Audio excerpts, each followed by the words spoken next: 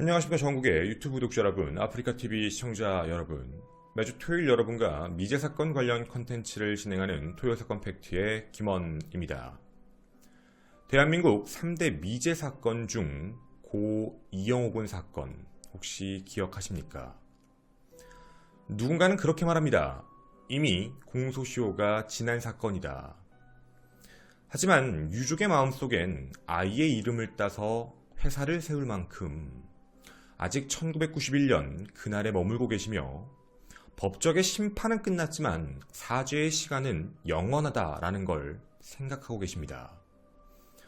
어디선가 우리와 함께 살아 숨쉬고 있을 그 범인들에게 아직 우리가 잊지 않았다는 점을 보여주었으면 좋겠습니다. 과거 우리는 당시 사건에 대한 정리를 한번 진행했었는데요.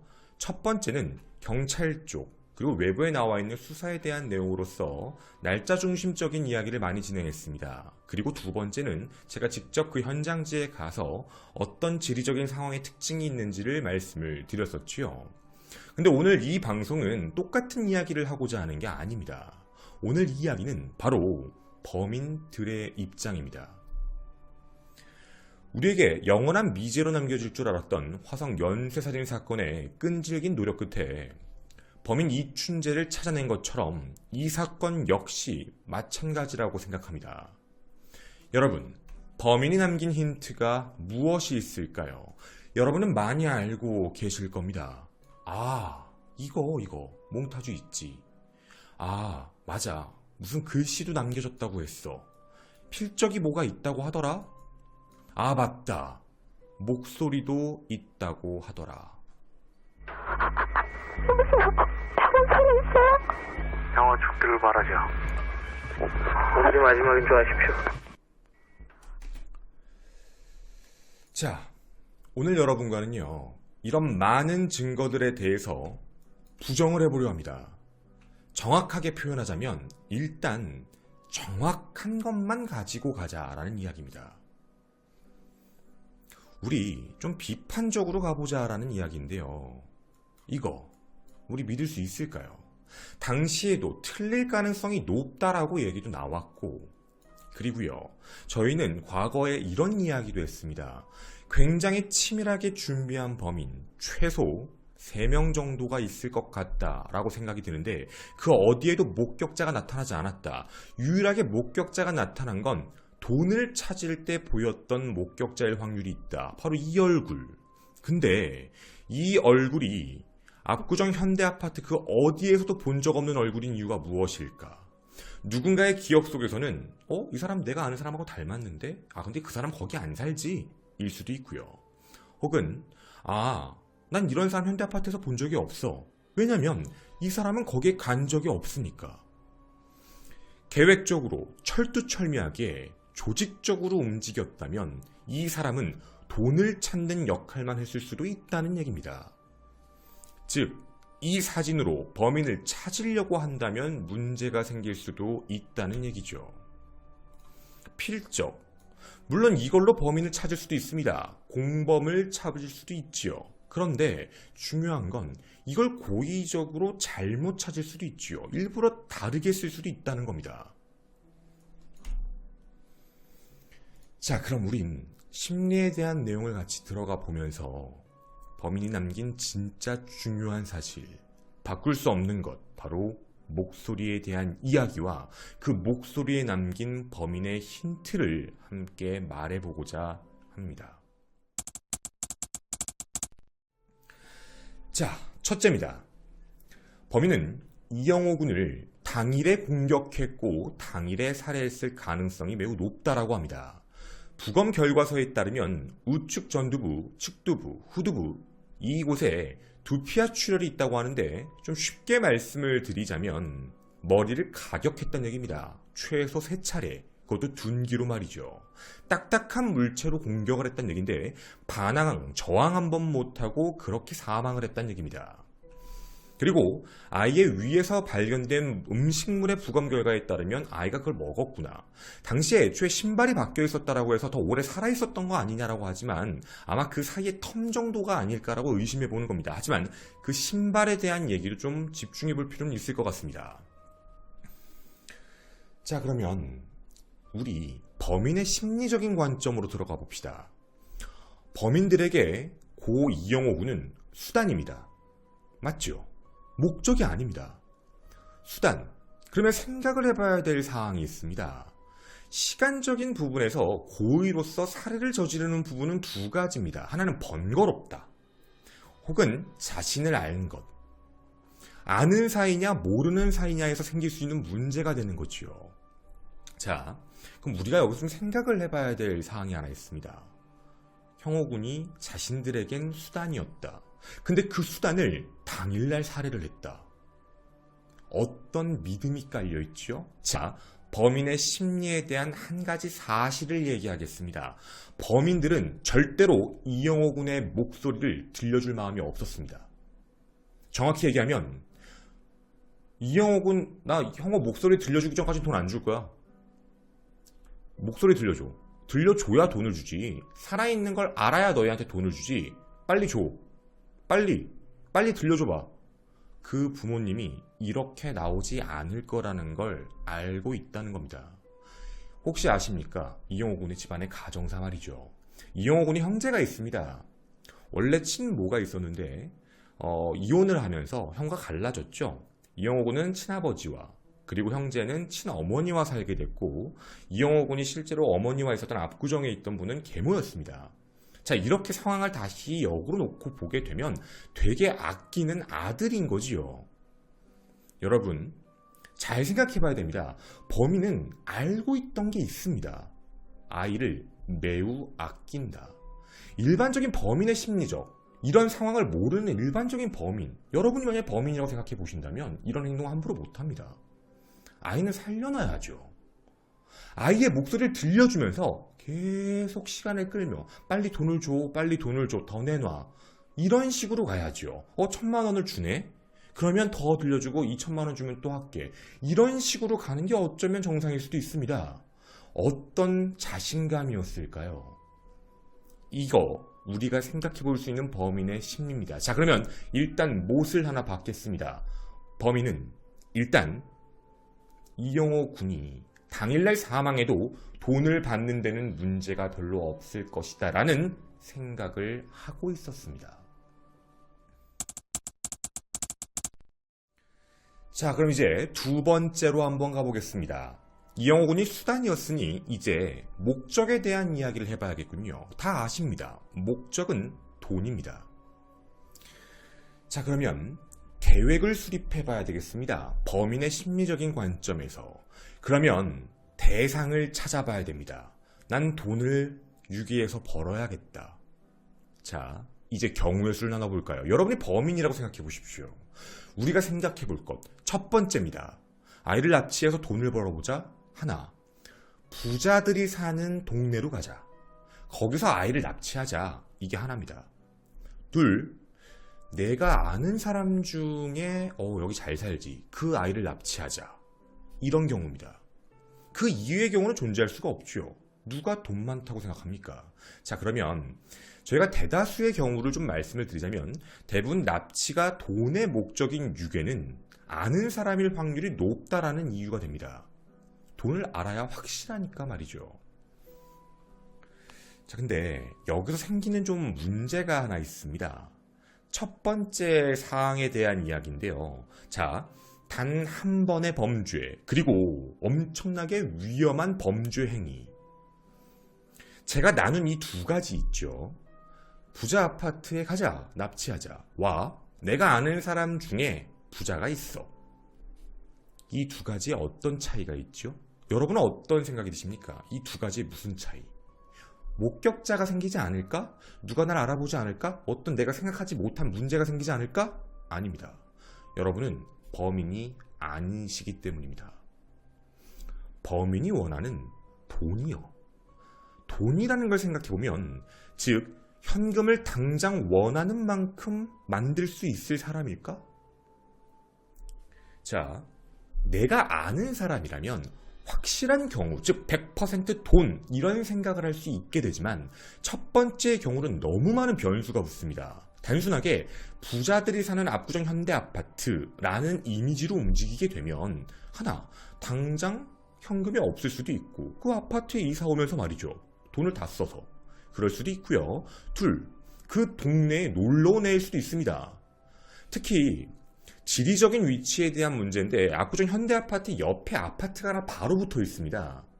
그때 당시 이영호 군이 살았던 아파트 옆에요. 그 아파트는 상대적으로 집값이 좀 낮습니다. 거기 아이들이 놀러와서 놀았던 공간이기도 하거든요.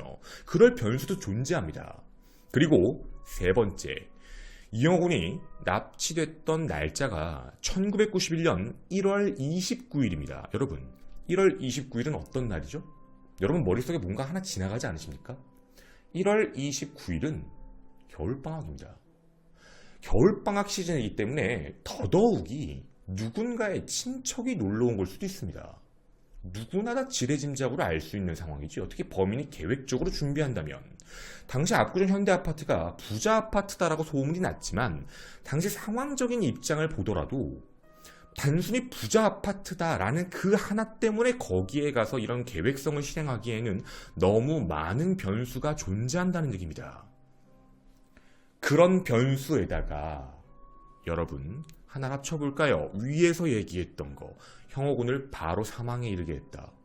어떤 확신이 있어서요? 아이의 집에 돈이 있는지 없는지를 어떻게 알고요? 이 문제인 겁니다. 자, 그러면 이제 두 번째 범인이 믿고 있는 또 하나의 가능성도 열어두겠습니다. 위에서 열어둔 가능성 하나, 아이에 대해서 분명히 엄청 믿고 그리고 분명 이 집에 돈이 있다는 것도 알고 있습니다. 모르지 않습니다.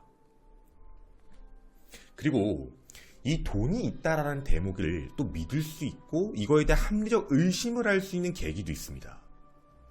물론 유추일 수 있는데요. 자, 여러분, 납치 당일이었습니다. 1월 29일 5시 30분경에 이제 실종이 됐는데 당일 11시에 협박 전화가 옵니다. 당연히 녹취는 없습니다. 그땐 협박 전화를 받은 거니까 말이죠. 근데 그때 당시 전화를 해서 이틀 뒤에 다시 전화를 할 테니 현금 7천만 원과 카폰을 준비해라 라고 합니다. 뭘 알고 있죠? 여기서 한 가지 알고 있는 게 있습니다. 1991년인데요. 무엇을 알고 있습니까? 이영호 군의 집에 자동차가 있는 것도 알고 있습니다. 카폰을 준비해라. 자, 1991년에 자동차를 소유하고 있는 사람들, 물론 지금만큼 많진 않겠지요. 아니, 거기 부자 아파트 동네니까 당연히 차 다 있겠지. 아니죠. 그렇게 생각할 수 있는 상황은 아닙니다. 차가 있다. 카폰을 준비할 수 있는 당시의 상황이 있는 사람이다. 그만큼의 재력도 있다. 이 모든 것들을 시켜도 할 수 있는 사람이다. 그리고 한 가지 더. 내가 이렇게 얼토당토 않는 지령을 던져도 충분히 움직일 수 있는 사람이다라는 걸 알고 있다는 겁니다.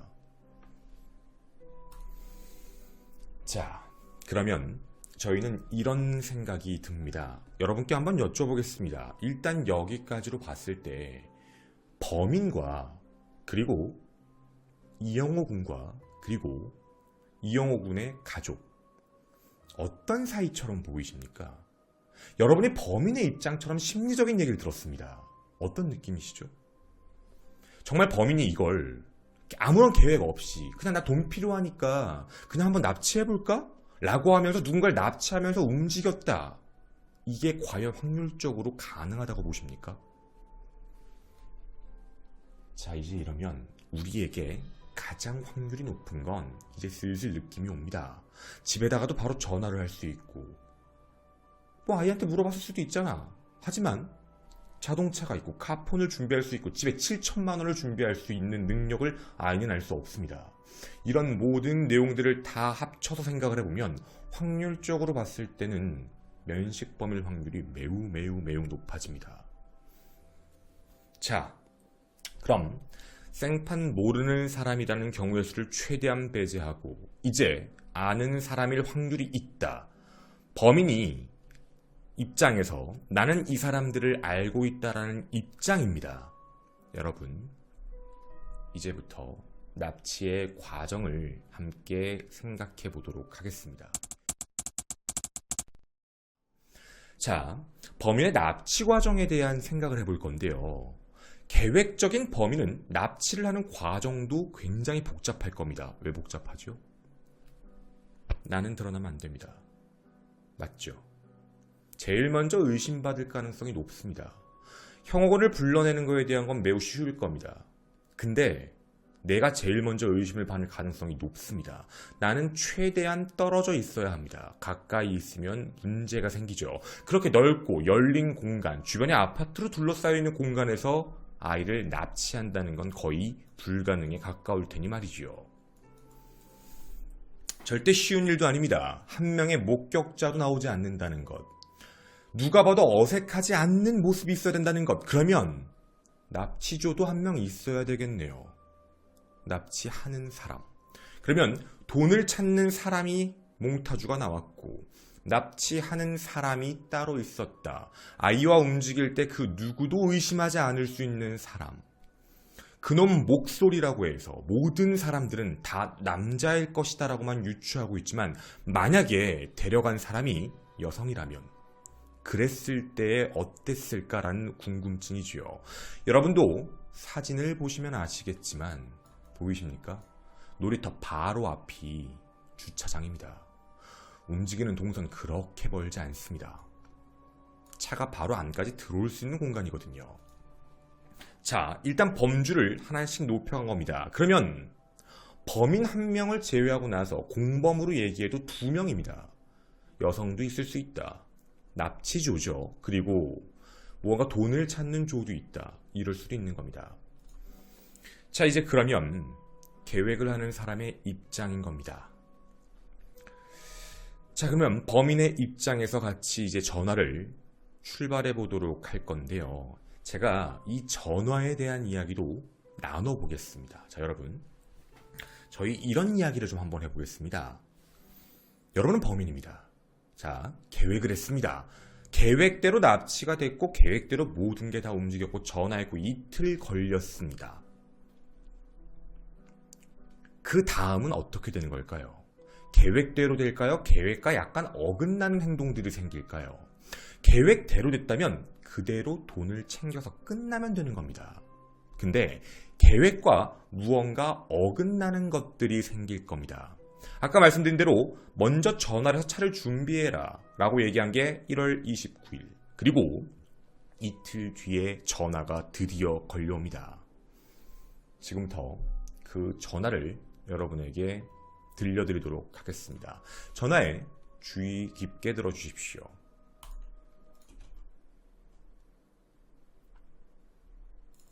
정확하게 좀 34분 조금 지났으니까 40분에 뒤트렁크를 좀 열어주십시오. 뒤트렁크요?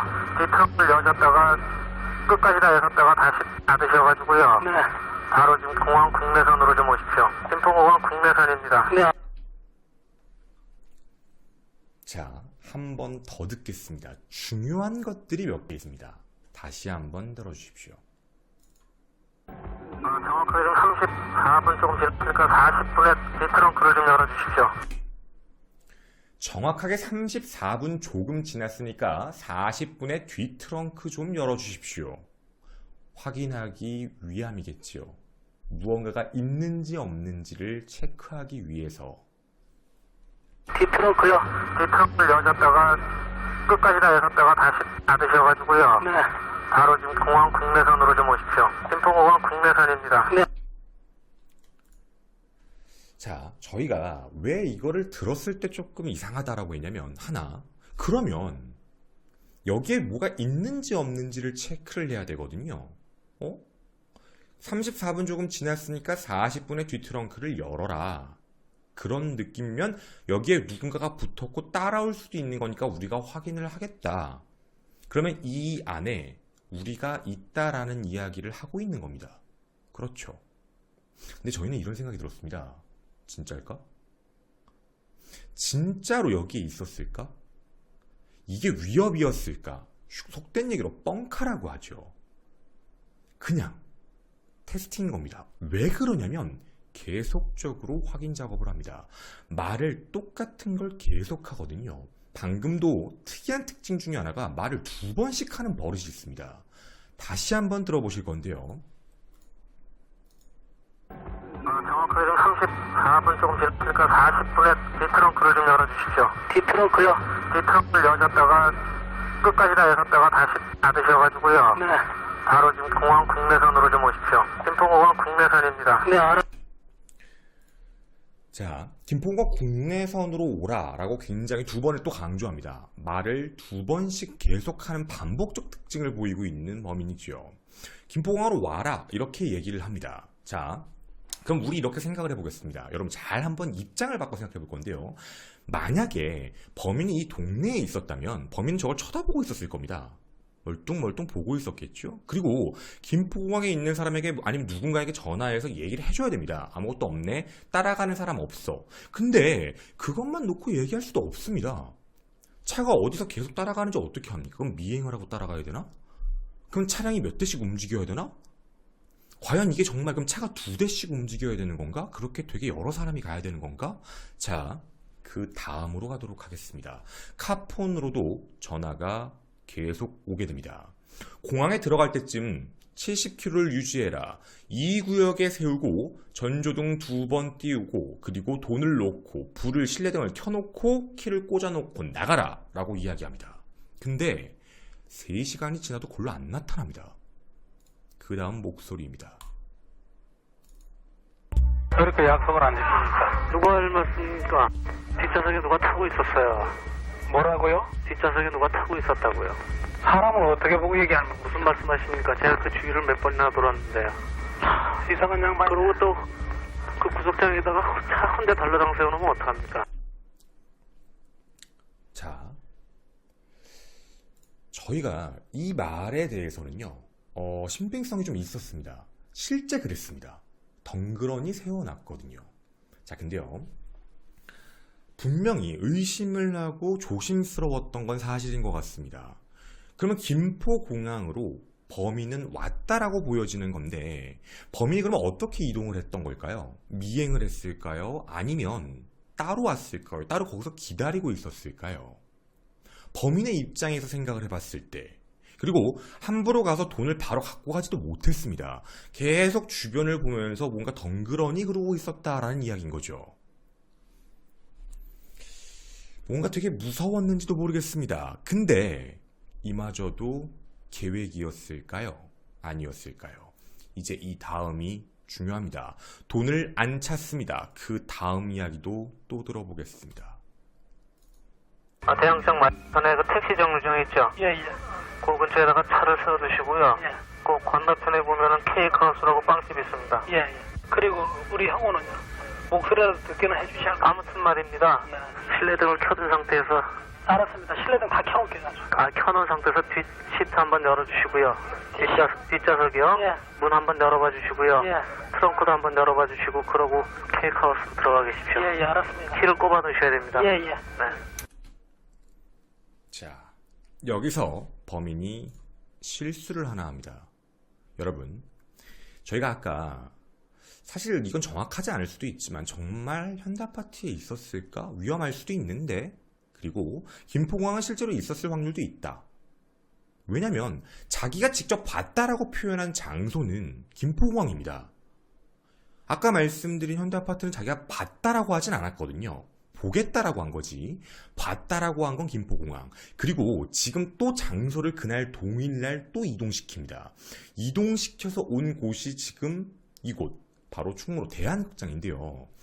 여기서 이렇게 얘기하죠. 대한극장 맞은편에 택시 정류장이 있죠. 그러면서 거기 맞은편에 보면 케이크하우스 빵집이 있습니다. 이렇게 얘기를 합니다. 여기서 무슨 실수가 있었냐면 케이크하우스 빵집이 문을 닫았습니다. 거기 들어가 계십시오 라고 분명히 얘기를 했는데 문이 닫혀 있었습니다. 그는 여기에 있지도 않았습니다. 자, 그러면 그래서 다시 연락을 해서 옆에 치킨집 가 있어라 라고 얘기합니다. 그런 걸 보면 이동하고 있고 도착하는 시간도 늦었다는 겁니다. 그러니까 이 사람의 대화의 특징은 자기가 직접 본 거는 봤다라고 합니다. 본 거 아닌 거는 볼 거야. 그럴 거야.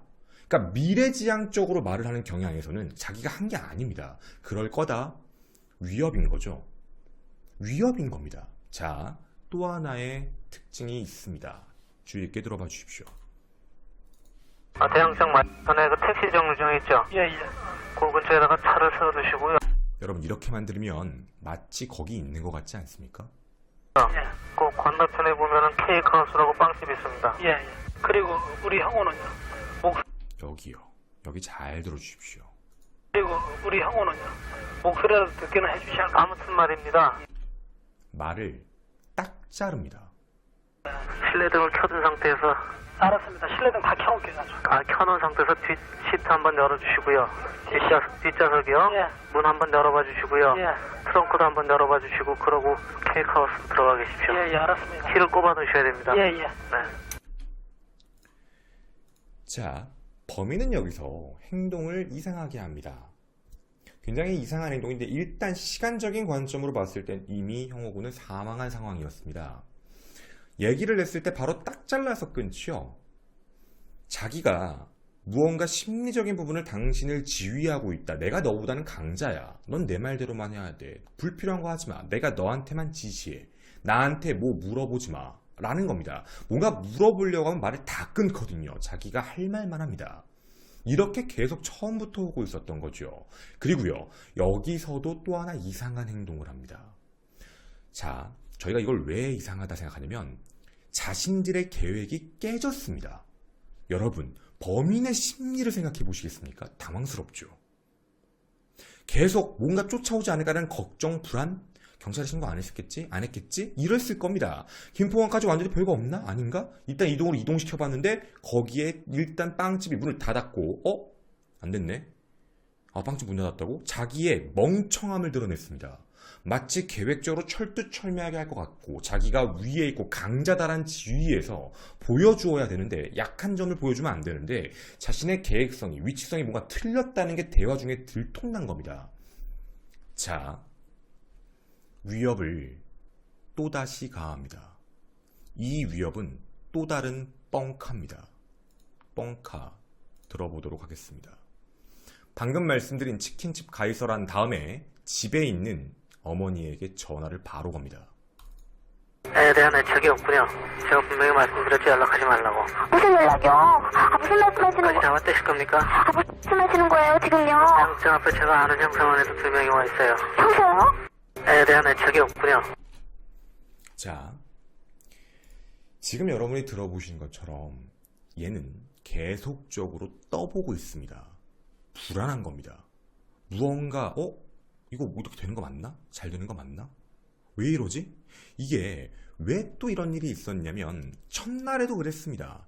이 날이 하루입니다. 지금 이게 지금 하루 과정인데 1월 31일 첫 번째 전화가 뭐였냐면 집에 전화 와서 서초경찰서 형사인데요. 거기 형사 좀 바꿔주세요. 그래서 뭔 소리야? 여기 가정집인데 형사가 왜 있어요? 라고 끊었습니다. 여러분 압구정입니다. 강남경찰서 형사죠. 즉 형사 쪽 지식은 없는 사람입니다. 한번 떠보려고 전화를 했다는 얘기죠. 그만큼 범인은 경찰이 따라붙을 수 있다는 것에 대한 불안감을 계획성 안에 내포하고 있고 계속 확인하기 위해 떠보는 작업을 했던 겁니다.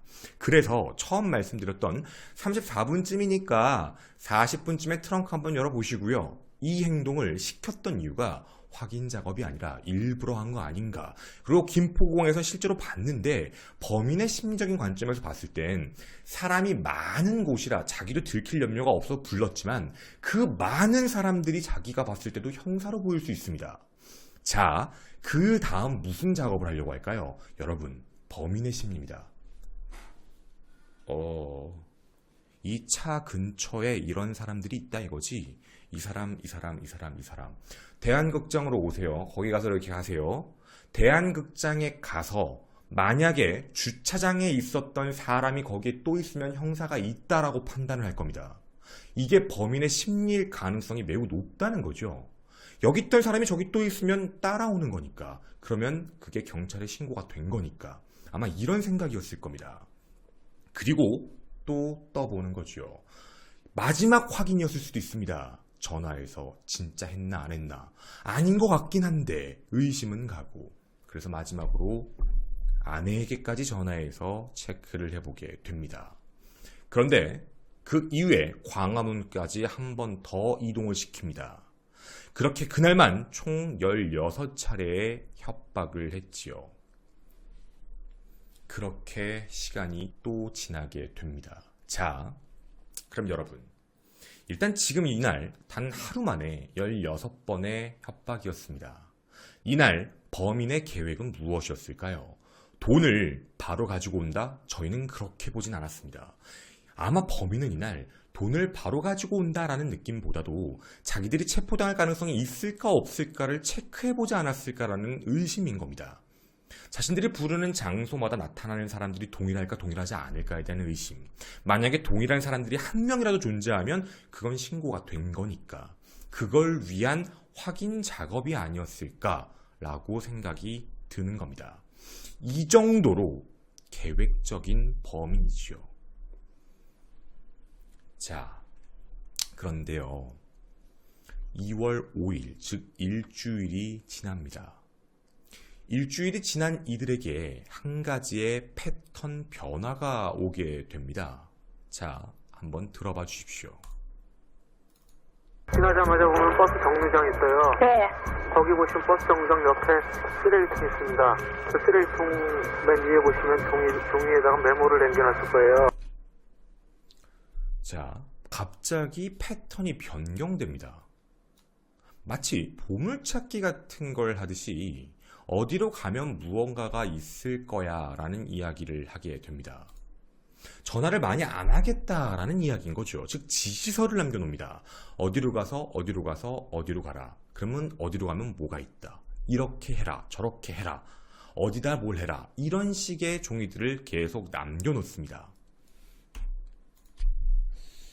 자, 근데 여기 있는 내용이 사실 중요합니다. 저는 행동에 대한 패턴을 변화시켰다라는 거에 대해서는 노출을 조금 줄이기 위해서 했다라는 부분에 대해서 인정을 합니다. 되게 디테일하게 했거든요. 이것도 뻔하다라는 생각이 듭니다. 이렇게 했습니다. 사람이 많은 곳. 제국당 밑으로 보시면 코끼리 분식점이라고 있습니다. 그 앞에 보면은 조선일보사에서 신문 게시판이 있습니다. 그 게시판 가까이 가서 게시판 안을 보세요. 자, 사람들이 지나다니는 공간마다 가서 거기 있는 걸 확인해봐라. 누가 있는지 없는지를 체크하고 싶었던 거겠지요. 일부러 그러는 겁니다. 자, 근데 이 내용이 정말 무서운 게 뭐냐면 수법이 바뀌었습니다. 현금 7천만 원을 준비해라 라고 얘기했던 그들이 이렇게 얘기합니다. 2천만 원을 따로 보내라. 계좌로 이체해라 라는 이야기입니다. 계좌번호를 적혀 있고요. 예를 들면 윤현수라는 이름으로 개설한 한일은행, 그리고 김주선이라는 이름으로 개설한 상업은행, 여기다가 2천만 원씩 각각 넣어놔라 라고 이야기를 합니다. 돈을 넣어놔라 라는 얘기가 된 거죠. 자, 여러분, 2,000입니다. 자, 돈 나뉩니다. 2,000, 그럼 얼마가 남죠? 3,000입니다. 돈이 분할되지요.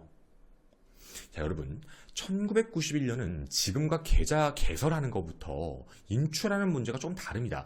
진짜 지금은 믿을 수도 없는 얘기인데 그때 당시에는 은행 내에 CCTV가 없는 경우도 있었습니다. 실제로 여러분이 아까 은행에서 돈 찾으고 몽타주 나왔잖아. 왜 근데 안 나왔어? CCTV가 없는 곳이었습니다. 자, 그리고 그때 당시에 계좌 개설은요. 그냥 되게 쉬웠습니다. 가짜 신분증으로도 계좌가 개설됐던, 명의도용으로도 만들어졌던 시대이기 때문에 이때 당시는 어떻게 보면 이런 일들이 되게 많았던 거죠. 어쨌든 윤현수라는 이름과 김주선이라는 이름으로 개설된 은행에 돈을 넣어라 라고 얘기해서 계좌번호가 적혀 있었습니다. 우리가 상식적으로 지금 같으면 그 계좌 추적하면 잡히지. 지금과 옛날은 다른 상황이죠. 즉 정확한 건 범인들은 팩트입니다. 윤현수라는 계좌의 통장과 도장을, 그리고 김주선이라는 통장의 계좌, 이런 걸 갖고 있었다는 겁니다. 누가 갖고 있었을까요? 여러분, 이거 진짜 중요한 얘기입니다. 이 사건을 모두 진두지휘한 그 사람이 갖고 있었을까? 아니면 공범이 아까 2명이 있다면 그 사람들이 갖고 있었을까에 대한 이야기입니다. 여러분, 이거 꼭 기억해 주십시오. 자, 그러면 이렇게 얘기를 하게 됩니다. 그리고 당시에 한 계좌에만 2천만 원을 넣어놨습니다. 그럼 우리 생각을 해보겠습니다. 일단 돈을 7천만 원이란 돈인데 그 7천만 원을 2천, 그럼 현금 3천입니다. 왜 이렇게 했을까요? 일단 저희는 이거에 대해서 이런 생각을 했습니다. 하나, 최소 공범은 3명일 것이다. 한 명 계좌, 한 명 계좌, 한 명은 현금. 3천을 갖는 사람이 가장 목돈을 가지니까 가장 센 놈. 걔는 계좌 추적을 당하면 안 될 새끼. 뭐 이런 거겠지요. 그리고 또 하나 더. 7천을 눈으로 봤을 겁니다. 거기에 있는 7천 어디였냐면 김포공항. 김포공항이던 혹은 아까 말씀드렸던 뭐 대한극장이든 어디든 거기서 살짝 지나가면서 안에 가방을 봤을 겁니다. 그 안에 7천만 원이 다 들어있다는 게 아니라 가짜 돈이 다 섞여 있었는데 7천만 원을 현금 안에 넣으면 여러분 꽤 큽니다. 그걸 들고 도주하다간 잡힐 수도 있다라는 생각을 하지 않았을까? 왜냐면 7천만 원에 10,000원짜리 현금을 그대로 갖고 이동한다라는 게 생각보다 무거울 수도 있겠다라는 생각을 보고서 느끼지 않았을까? 야, 그러면 분할하자 그냥. 이런 생각을 하지 않았을까라는 의심인 겁니다. 추측입니다. 그래서 계획을 수정한 겁니다. 자, 2천 너 따로 가져가. 아직 애시신 안 나왔으니까 아직 더 시간 끌자. 돈 들어오면 가져가고 난 3천 먹고 째고 그렇게 하자. 이런 식이었는지 모르겠습니다. 시간을 끄는 거지요. 자, 그리고 또다시 시간을 끕니다. 입금하라고 얘기하고 나서 돈도 바로 안 가져갑니다. 여러분, 이게 보통 돈을 요구하는 유괴범의 특징인가요? 돈을 바로 안 가져갔습니다.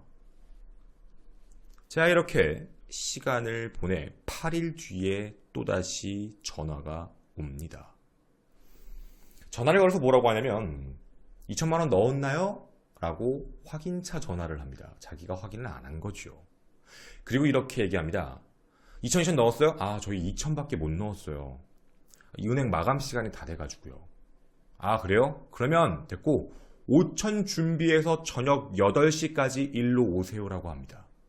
즉 자신들의 계획은 그날 3천 가지고 가는 거였습니다. 근데 계획상 2천을 안 냈다고 하니 바뀐 거지요. 여러분, 이거 진짜 중요한 계획성입니다. 자, 가보겠습니다. 그때 나왔던 얘기입니다. 서울교 밑에서 바로 정 밑에서 차를 세우십시오. 바로 밑에 서울교 밑에요? 예. 그 차 세우기가 좀 힘들 겁니다. 그러니까 바로 바짝 붙여서 차를 세우시면요. 거기 차도하고 인도 사이 경계선 블록에 돌로 내가 메모를 눌러놨습니다. 자, 서울교 밑에다가 바로 밑에다가 말 똑같이 2번 반복하지요. 뭐 습관은 똑같은 것 같습니다. 그렇게 하면서 차를 세워라, 바짝 붙여라, 내가 돌로 나왔다. 거기에 봤을 때 어떤 철제탑 위에다가 돈을 놓고 사라져라 라고 적혀 있었습니다. 물론 저희도 예전에 방송에서 얘기했지만 경찰이 그때 당시에 무전실수로 체포를 못했죠. 근데 그건 전 방송에서 저희도 질타를 했으니 이번에는 범죄자의 입장에서 잠깐 얘기를 해보겠습니다. 철두철미하게 사전 준비와 확인 작업을 다 거쳤습니다. 차를 세우기 힘든 것까지 알고 있지요. 이런데 차 세운다는 거 발상하기 쉽지 않은 생각이지요. 어쨌든 차를 그렇게 세워놓고 나서 이동하는 그런 방법을 찾은 겁니다. 자, 그럼 이제 생각을 좀 해봐야겠습니다. 여러분, 범인의 입장에 원래의 계획은 은행 계좌 2개에 2천만 원씩 들어와 있다. 3천만 원만 가지고 가면 됩니다. 공범 3명이라는 가정입니다. 2천 됐고 나만 3천 가지고 자 우리 이제 끝내면 돼. 아, 전화했더니 야, 하나 안 됐다는데? 너 나랑 같이 가야겠다. 자, 같이 가야겠다. 혹은 같이 가자. 너도 좀 찾아야지. 그러면 한 명은 거길 갈 필요가 없습니다. 어떤 얘기인지 아시죠? 누군가가 노출된 사람은 돈을 직접 찾으러 갔습니다. 그 사람이 이 남자입니다. 여러분, 지금 사건에 대한 흐름을 봤을 때 이들이 얼마만큼 계획적으로 움직였고 얼마만큼 준비된 채로 움직였고 얼마만큼 여유롭게 했는지에 대한 상황이지요. 유괴범이 한 것 치고는 정말 너무나도입니다. 자, 그리고 그 이후에 그날 돈을 가지고 사라진 범인이 전화를 합니다. 그리고 뭐라고 하냐면 돈 잘 받았다. 아들 찾을 마음이 없는 것으로 알겠다. 라고 합니다. 그리고 2월 19일에 돈 찾으러 나타난 사람이 있었고 이미 지급정지가 되어 있다는 걸 알게 되고 그렇게 도주하고 몽타주만 남게 된 겁니다. 자, 이게 저희가 끌어놓은 어느 정도의 정보입니다. 범인의 심리적인 관점에서 봤을 때에 대한 얘기죠. 그러면 우리 여러분과 이렇게 생각을 해보고 싶습니다. 범인이 늘상 했던 얘기 중에 하나. 저희도 바르는 바입니다. 잡고 보시면은 그냥 잠들어 버리겠습니다. 저희들이 보고 있다가 만약 다른 사람이 먼저 죽어본다거나. 자, 항상 얘기할 때 저희들은 한 명이 아니란 얘기겠죠. 저희들은 그렇게 움직입니다 라는 표현을 씁니다. 그래서 저희 그리고 제일 중요한 게 다른 사람들이 돈 가져가면 어떻게 라는 것까지 걱정을 했다는 겁니다. 이게 범인들이 생각할 문제인가요? 자기들이가 체포될 것, 경찰이 있을 것, 어떻게 보면 매우 침착하고요. 매우 평온한 상태처럼 보입니다. 완전히 지배했다라고 보여지죠. 그런데 이런 얘기도 합니다. 저희가 바로 인사에 받았다는 연락이 오면 바로 형하고 도킹을 해드리겠습니다. 이 도킹이란 말도 아마 여러분도 많이 들어보셨는데 이 다음입니다. 그럼 또 딴 사람 있어요? 그럼 딴 사람도 있나요? 자꾸 저희라고 했더니 괜히 일로 끼어가지고 아주 곤란해 죽겠습니다. 저는 괜히 이 일로 끼어서 아주 곤란해 죽겠습니다. 라고 이야기합니다. 자, 괜히 이 일에 끼었다라고 합니다. 괜히 이 일로 끼어서 정말 곤란해 죽겠다. 누군가와 일이 함께 엮였다라는 이야기가 되지요. 자, 근데요. 이런 생각이 좀 듭니다. 지금까지 여러분은 목소리를 들으셨습니다. 총 60차례 협박 전화가 왔다라고 알려져 있습니다. 서울 전역이지요. 자, 범인의 색깔을 한번 그려보고자 합니다. 일단 첫 번째, 범인이 그동안 전화했던 위치, 여러분. 화성 연쇄살인 사건 발생 지역들을 동그랗게 넓은 사람이 걸을 수 있는 범주대로 원을 그려서 체크를 해보면 공통적으로 엮이는 교차점이 존재하는 거 아십니까? 여기도 마찬가지입니다. 여기는 이동 동선에 대한 차가 막혔을 때 시간적인 면으로 체크를 해보면 얼추 겹치게 되는데 여기는 강북지방이 굉장히 많이 겹칩니다. 그리고 특히 아까 말씀드렸던 대한극장 쪽, 그쪽에 대한 지리를 보지도 않고 얘기하고 상호명을 얘기하는 걸 봐선 범인은 이쪽에 대한 지리감이 매우 뛰어나다라고 밖에 보여지지가 않습니다. 이쪽에 살 확률이 매우 높다라고 보여지지요. 또 하나 더, 범인들은 매우 계획적이었습니다. 범행 전부터 계획적이었고 모든 걸 준비했습니다. 3명 이상일 확률이 많고 2000, 3000 3000이 아마 주도자가 가질 것이었고 3000을 가질 사람은 아마 이영호 군을 알 사람일 확률이 높습니다. 2000은 낀 사람이겠지요. 그러면 제일 눈에 띄는 게 그겁니다. 전화를 60차례 했는데 45차례가 녹취되어 있습니다. 이 사람이 전부 같은 사람일까 다른 사람일까? 수사기법이 계속 왔다 갔다 합니다. 기술의 발전에 따라 왔다 갔다 하는 문제이기도 하고요. 당시 음성 상태에 따라 문제에서 왔다 갔다 하는 건데 당시에는 한 사람이다라는 얘기도 있었습니다. 한 사람이 한 건데 왜 목소리가 다르죠? 이렇게 한다. 뭐 마스크를 쓴 것 같다. 가리고 한 것 같다. 일부러 바꾼 듯이 한 것 같다. 라는 이야기도 있고요. 어떤 견해는 두 사람이다 라고 하는 사람들도 있습니다. 근데 저희는 이런 생각이 듭니다. 사실 이 안에 있는 모든 사람의 목소리가 단 한 사람이 전부 다 진행을 했다라고 보기에는 한 가지가 조금 이상합니다. 위협을 가하는 자와 되게 약하게 얘기하는 자의 행동 패턴이 좀 다르다라는 거거든요. 아, 저도 괜히 이 일로 껴가지고 아주 곤란해 죽겠습니다. 이 사람 누굴까요? 앞에서 이 모든 행동을 했던, 그렇게 우리가 들었던, 협박하고 위협하고 계속적으로 돌렸던 사람과 이 사람이 심리적인 게 정말 똑같고 똑같이 전화했던 사람일까라는 의심점이 든다는 겁니다. 과연, 물론 분석은 더 들어가겠지요. 근데 만약 이들의, 저희 가능성 가겠습니다, 목소리가 다르다면, 혹은 한 가지 더 깔겠습니다. 가능성인데, 이미 자기가 할 말만 끊고 전화를 끊어버리는 게 경우가 되게 많았습니다. 자기가 할 말만. 그리고 이렇게 말씀을 드리겠습니다. 여러분, 오늘까지 오늘 방송 내용 시청해 주셔서 정말 감사합니다. 토요사건 팩트의 김원이었습니다. 아프리카 채팅창은 수고하셨습니다, 고생하셨습니다, 박수 같은 이모티콘이 나옵니다. 무슨 소리냐면, 이 정도 계획적인 문제를 할 수 있는 범인이라면 녹음도 미리 해놓을 수 있을 가능성이 있지 않을까 합니다. 물론 뇌피셜입니다. 저희가 이 얘기를 던지는 이유가 있습니다. 왜 그러냐면, 지금부터 범죄자에 대한 가능성을 잡아보고자 합니다. 여러 사람이 존재하는데 모르는 사람이지 않을 것 같은 것. 음성 분석 결과 한 사람이 나타났습니다. 지금 여러분이 들으신 이 목소리와 똑같은 사람이 한 명 있다. 저런 사람 있어요? 형아 죽기를 바라죠. 오늘이 마지막인 줄 아십시오. 이 목소리와 똑같은 사람, 음성 분석인데 대한민국 역사에서 오차가 없었으며 미국 FBI에서도 오차 사례가 거의 없습니다. 10만 분의 1, 쌍둥이여도 정말 쌍둥이가 아닌 이상 웬만하면 오차 범위가 나오지 않는 음성 분석 시스템의 유일한 오점, 바로 이 사건이었습니다. 유일하게 빠져나간 남자가 한 명 있지요. 이영호 군의, 정확하게 실명은 얘기하지 않겠습니다, 친어머니의 동생입니다.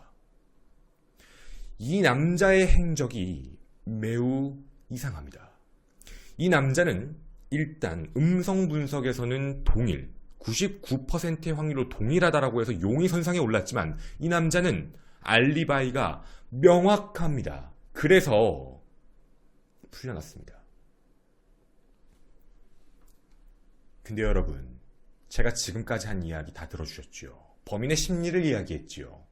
여러분, 그걸 다 아는 상태에서, 범인이 여러 명 있다는 상태에서 베일에 가려진 진짜 범인, 형호군과 형호군의 집을 정말 잘 알고 있는 사람. 자, 형호군의 집은 이혼을 했습니다. 형호군은 자신의 형제가 있었습니다. 그리고 어머니와 아버지가 갈라서게 됐고, 아버지와 함께 형혼을 살았고, 어머니는 다른 형제와 함께 살게 됩니다. 아버지는 다시 재혼을 하셨지요.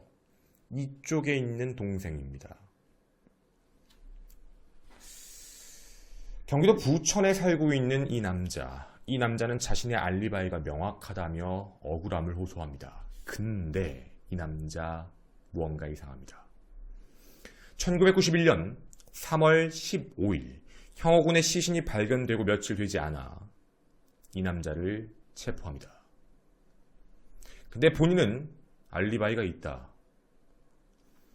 1991년 1월 30일 형호군이 실종된 다음 날, 협박 전화 온 다음 날이죠. 나는 1월 30일 날 가족과 함께 부산으로 자동차를 몰고 내려가서 모 호텔에 투숙했습니다 라고 주장합니다. 부산으로 내려갔던 이유가 다음 날이었던 1월 31일 협박 차례 16차례 왔던 그날이죠. 나 그날 내가 소송 당사자로서 오전 일찍 법원에 출두해야 됐기 때문이다. 그러니까 부산에 있는 지방법원이겠죠. 거기에 가야 돼서 내가 거기 갔다. 이렇게 주장을 합니다. 근데 1991년 1월 31일 예정대로 법원에 갔는데 상대방이 출두하지 않아 법이 취소됐다. 이렇게 얘기합니다. 자, 여기까지는 우리 그럴 수 있다고 뭐 이해할 수 있겠습니다. 근데요, 이 다음 행정 너무 이상합니다. 하나, 이후 그는 경주를 갑니다. 경주를 갑니다. 왜 갈까요? 이상합니다. 그는 경주를 간 이유가 뭐였냐면 관광차 홀로 경주를 갔다라고 합니다. 모 여관에서 하룻밤을 보내고 2월 1일 돌아왔다. 이렇게 얘기하죠. 그날이 그 16차례 전화 왔던 그날입니다. 물론 이렇게 생각해 보면 알리바이는 명확하지요. 근데요, 여러분, 가족과 함께 내려갔습니다. 가족과 함께 내려가서 재판 취소했다는 걸 듣고 그냥 홀로 관광차 경주에 갔다. 이렇게 얘기를 했습니다. 관광할 곳 맞지요? 경주 그럴 수 있습니다. 네, 뭐 이상하다, 뭐 한도 끝도 없이 이상하다고 하면 다 이상할 수 있겠지만 말이죠. 다음입니다. 2. 증거자료가 존재합니다. 증거자료를 제출했습니다. 경찰이 의심했던 3월에 말이죠. 3월 15일 날 봐봐요, 있잖아요. 1월 31일 날 갔던 불국사 입장권, 그리고 주차권, 고속도로 통행 티켓, 이걸 제출합니다. 거의 2달 가까운 시간 동안 소지하고 있던 것으로 확인이 됐지요. 갖고 있던 겁니다. 그리고 그걸 낸 거지요. 봐봐, 나 갔다 왔잖아. 이렇게 된 겁니다. 물론 이 부분에 대해서 경찰도 현장에 내려가서 실제 있었는지 없었는지 전부 확인해봤지만 거기에 실제 있었다라는 것도 체크는 됩니다. 거기에 있었습니다 라고 진술을 하다 보니 그런가 보다 라고 생각을 합니다. 물론 이 문제에 대해서도요, 아니 근데 뭐 여행 가가지고 그런 기록 같은 거, 티켓 같은 거 갖고 있는 사람들이 있잖아요. 뭐 이게 추억 때문에. 맞습니다. 그런 건 일상적인 활동이면 말이죠. 버릇이라면. 이 남자는 그런 버릇이 없습니다. 우리가 위에서 얘기했던 계획성에 대한 범주를 깔고 놓고 얘기해보면 무언가 이상해 보인다라는 이야기지요. 3번째, 1월 30일 오후 6시 20분부터 10시까지 약 3시간 30분 정도 이 남자의 행적이 무언가 이상합니다. 행적이 안 나옵니다. 체크가 안 된다는 얘기죠. 다른 거 다 정확하게 기억하고 다 증명하고 얘기하는데 그 시간만큼만은 안 됩니다. 왜 그런 걸까요? 자, 그러면 범행에 대한 목적성은 있었을까라는 궁금증입니다. 있습니다. 당시 그는 사업에서 부도가 난 상황이라 자금 압박도 있었고 2억 원의 생모, 즉 자신의 이제 누나겠죠. 이혼 당시에 7천만 원의 위자료를 받는 걸 도와줬습니다. 근데 자신은 단 한 푼도 받지 못했다라는 것 때문에 범행 동기는 충분하다라고 본 겁니다. 그 금액도 똑같이 7천만 원이었죠. 그 7천만 원을 타낼 때 뭘 알고 있었던 거냐면 합의 조정금, 즉 그쪽 집안에 재산이 얼마 있고 현금 보유액이 얼마 있는지를 다 알고 있었던 겁니다. 이미 그 집안의 현금 동원력을 알고 있다는 얘기죠. 그래서 아마도 이 사람의 범인 확률이 매우 높다라고 판단을 했던 겁니다. 하지만 당시의 알리바이는 깨지지가 않았습니다. 자, 여러분, 근데요, 저희가 이걸 2019년에 다시 한번 얘기를 해보고 싶습니다. 2019년 대한민국 경찰은 다시 2019년 과학기법에 맞는 제2의 지문이라 불리는 목소리 분석을 통해 이 사건을 재조사하겠다라고 하며 현재 분석 중이라고 합니다. 그리고 이 사건을 다시 한번 깊게 들어가 보고 있는 거지요. 괜히 하는 게 아닐 겁니다. 그럼 우리에게 남은 건 단 한 가지입니다. 알리바이의 조작을 어떤 식으로 가능하게 할 수 있었을까? 정말로 경주에 갔던 건 맞을까? 맞을 수 있지요. 그런데 경주에 간 사람이 그런 행동을 어떻게 할 수 있었을까? 그리고 정말 목소리는 단 한 명이었을까?